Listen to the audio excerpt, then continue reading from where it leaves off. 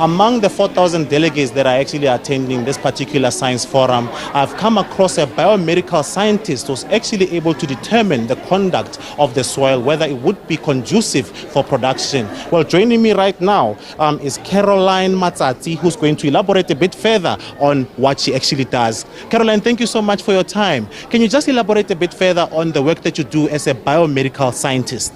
Oh yes, thank you so much. As mentioned, my name is Caroline Matsatsi, the founder of Oxmatech,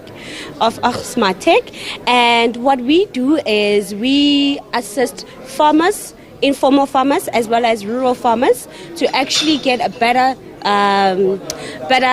quality out of their soil. What we do is we come on site, we collect soil samples, and we analyze the soil on site in your comfortable zone by using this wonderful device that I manufactured from scratch, programmed it from scratch, and we use 7 parameters to actually measure the soil. If you could just give me a second, tell me once you can see everything. Great stuff. Correct. Yes, we use 7 parameters to actually measure the soil. These are just the basic parameters that we can use on any farm. Moisture is something that every farmer is concerned about. Temperature, inside, outside, it's something every farmer would be concerned about. But what makes us different from other companies or other devices is we have a CO2 gas sensor as well.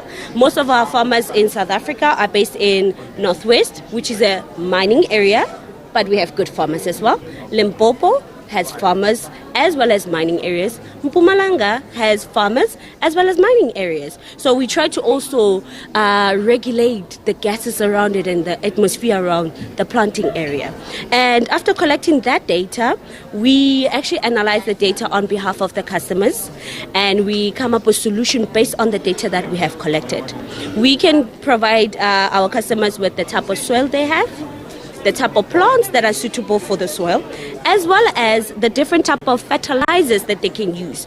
This is a liquid fertilizer, but we also have our solid fertilizers that normally our traditional farmers would use, but we would also want to integrate into moving with technology as well. We would like our farmers to also move with the times, because not only global warming is affecting us, the weather is changing all day long. You can never be certain today it's going to rain. You can never be certain that the temperature will remain the same. So we try to minimize all the costs that any farmer would have to go through by getting soil analysis straight to the lab that will take months, whereas we can shorten the period in a couple of hours.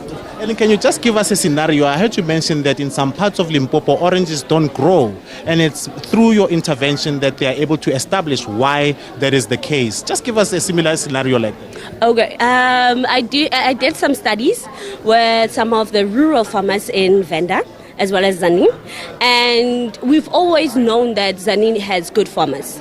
Everything that comes from Zanin, it's always top notch. I mean, the tomatoes, we all consume them in South Africa. But in terms of oranges, we've realized that the oranges taste a bit offish. And they don't know why. They grow, the leaves look good, but they don't know why is the orange. The production is just not up to market standard. And after conducting some studies and so forth, which is an ongoing studies as well, we've realized that some of the soil does not contain all minerals and the necessary composition to actually make up certain productions such as your oranges instead of bananas. So, and if you look at Venda as well, it's in Limpopo. There is a small town called Groblersdal as well.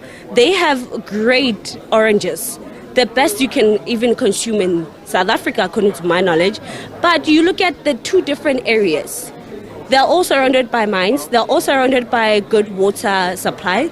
But because of the type of soils they have, they've established that there is something that's lacking that they do not have, that Groblersdal does have. So we are actually conducting some studies, and we're working with local farmers as well to see how we can improve the taste and the production. I mean, an orange this small is not satisfying at all.